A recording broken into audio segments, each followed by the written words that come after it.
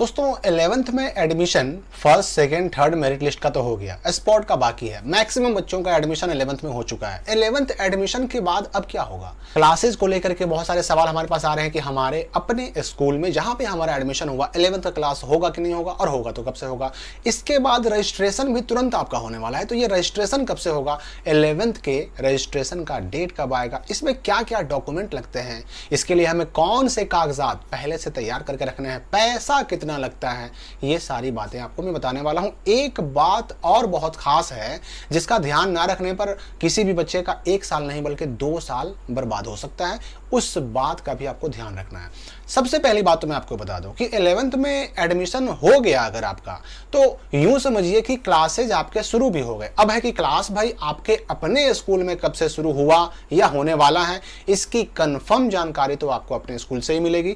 इसलिए अगर क्लासेज की जानकारी आपको लेनी है तो अपने स्कूल से आपको संपर्क करना होगा, क्योंकि हर स्कूल का मामला अलग अलग होता है। मैं अपने ही स्कूल की बात करूं अगर, तो हमारे स्कूल में 11th का क्लासेस कब से ही शुरू हो चुके हैं। जैसे ही फर्स्ट लिस्ट का एडमिशन हुआ कंप्लीट, वैसे ही क्लासेस शुरू हो गए। तो अलग अलग स्कूलों का मामला अलग अलग होता है, इसलिए इस बारे में कम से कम अपने स्कूल से बात जरूर कर लें।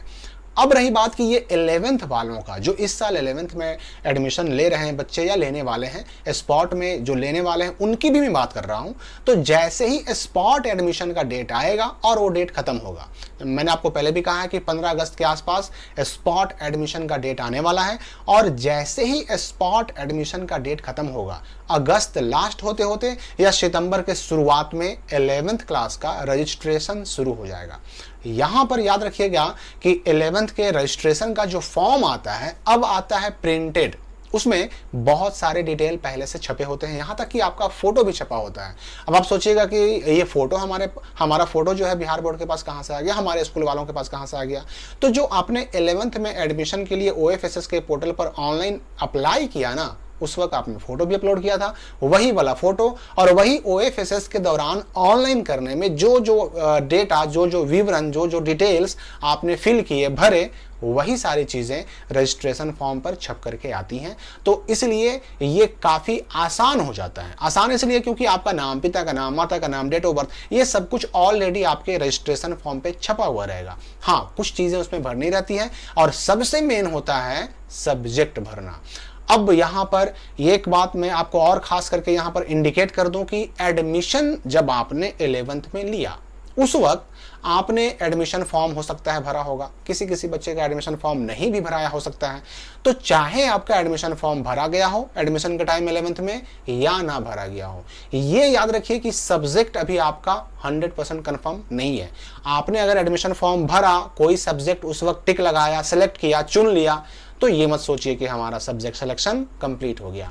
अभी जो ये एडमिशन की प्रक्रिया, स्पॉट एडमिशन खत्म होने के बाद जो रजिस्ट्रेशन शुरू होगा 11th का, उस दौरान जो रजिस्ट्रेशन फॉर्म पे आप अपने सब्जेक्ट को चुनेंगे, जो टिक आउट करेंगे, जो सेलेक्ट करेंगे, वही सब्जेक्ट आगे चल करके आपके डमी रजिस्ट्रेशन कार्ड पे आएगा, फिर रजिस्ट्रेशन कार्ड पे आएगा, फिर एडमिट कार्ड पे आएगा, और फिर उसी का आपका एग्जाम होगा, और उसी के हिसाब से आपको पूरी प्रक्रिया पढ़ाई की अपनी पूरी करनी होगी। मतलब रजिस्ट्रेशन फॉर्म में जो सब्जेक्ट आप चुनेंगे वही सब्जेक्ट रहेगा। यहां पर मैं ये भी क्लियर कर दूं, अगर आपने एडमिशन के दौरान मान लेते हैं कि बायो से लिया था, आपने बायो को मेन सब्जेक्ट रखा था, मैथ को एक्स्ट्रा में रखा था, और अब चाहते हैं कि नहीं हमको मैथ मेन करना है, बायो एक्स्ट्रा में करना है, तो कर सकते हैं। रजिस्ट्रेशन में जो मन वो चुन सकते हैं। हाँ, बस नहीं चेंज कर सकते तो रजिस्ट्रेशन में स्ट्रीम को चेंज नहीं कर सकते।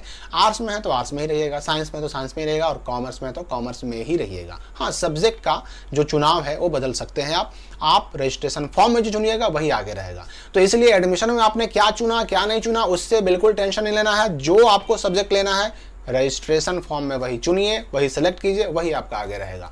अब यहां पर मैं बता दूं आपको कि रजिस्ट्रेशन फॉर्म भरने में बहुत ज्यादा पैसा नहीं लगता है। अप्रॉक्स जो है 700 रुपये के आसपास लगा था पिछले साल। अब देखिए इस साल कितना लगेगा, ये 100% कंफर्म कब होगा, तो उसका नोटिफिकेशन आने के बाद। और मैंने कह दिया कि या तो अगस्त लास्ट में या फिर सितंबर शुरुआत में आपका ये रजिस्ट्रेशन 11th का शुरू होने वाला है। तो उसका जो नोटिफिकेशन आएगा ना, उसमें क्लियर हो जाएगा 100% कि आपका रजिस्ट्रेशन का पैसा कितना लगेगा। अब रही बात की डॉक्यूमेंट की, क्या क्या डॉक्यूमेंट हमें तैयार करके रखने चाहिए। तो रजिस्ट्रेशन के लिए कुछ स्पेशली कोई डॉक्यूमेंट नहीं लगता, यहां तक कि आपका फोटो भी नहीं लगेगा। मैंने पहले ही कहा कि फोटो छप के आएगा। हाँ, अगर किसी बच्चे का रजिस्ट्रेशन फॉर्म उसके स्कूल वाले प्रिंट किया हुआ, सब कुछ भरा हुआ नहीं दे रहे हैं, ब्लैंक फॉर्म भी आता है उस वक्त, कुछ स्कूल वाले क्या करते हैं कि ब्लैंक फॉर्म ही दे देते हैं। अगर ब्लैंक फॉर्म मिला तो भी रजिस्ट्रेशन होगा, फर्क इतना है कि उस पर फोटो चिपकाना पड़ेगा। और अगर आपका प्रिंटेड फॉर्म मिलता है रजिस्ट्रेशन वाला, दोनों तरह का फॉर्म आता है, आपका स्कूल जो चाहे वो दे, तो दोनों तरह का फॉर्म आएगा, जैसा फॉर्म रहेगा उसके हिसाब से आपको भरना है। तो अगर मान लेते हैं कि फोटो चिपकाने वाला यानी कि ब्लैंक फॉर्म मिलता है तो ब्लैंक फॉर्म भरिए, उससे भी रजिस्ट्रेशन होगा। और अगर प्रिंटेड फॉर्म मिलता है तो उसको भी भरिए, उससे भी रजिस्ट्रेशन होगा। दोनों से होगा, कोई प्रॉब्लम नहीं होगी उसमें। अब जहां तक डॉक्यूमेंट की बात करें तो डॉक्यूमेंट के लिए कुछ विशेष नहीं चाहिए आपको, बस जो कुछ डिटेल है आपको अपने उस रजिस्ट्रेशन फॉर्म में भर देना है, साइन वगैरह कर देना है, सब्जेक्ट वगैरह चुन लेना है, मोबाइल नंबर वगैरह अगर भरने का कॉलम रहे तो भर देना है, आधार नंबर भरना पड़ेगा वो भर देना है।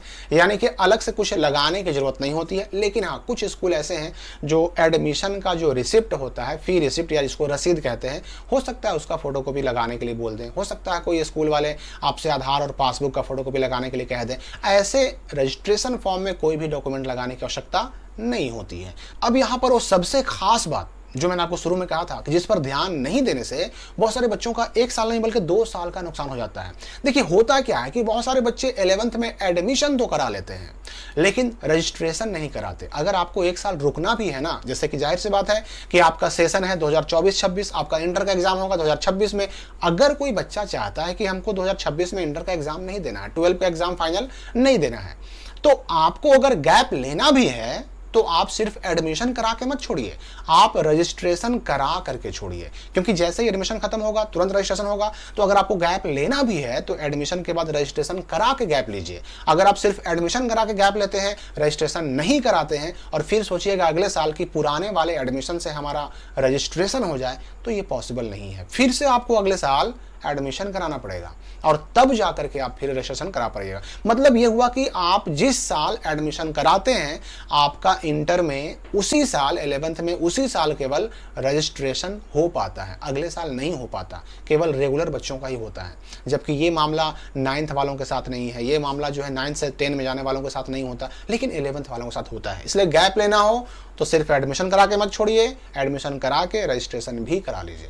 तो लगभग सारी बातें क्लियर हो गई। और भी जो आगे अपडेट्स आते रहेंगे, सारी चीज़ों की जानकारी हमारे चैनल से आपको मिलती रहेगी। बहुत जल्द हम एक लाइव वीडियो में भी आपसे मिलने वाले हैं जिसमें आपके सारे सवालों का लाइव जवाब दिया जाएगा। मिलते हैं अगली वीडियो में नए अपडेट के साथ।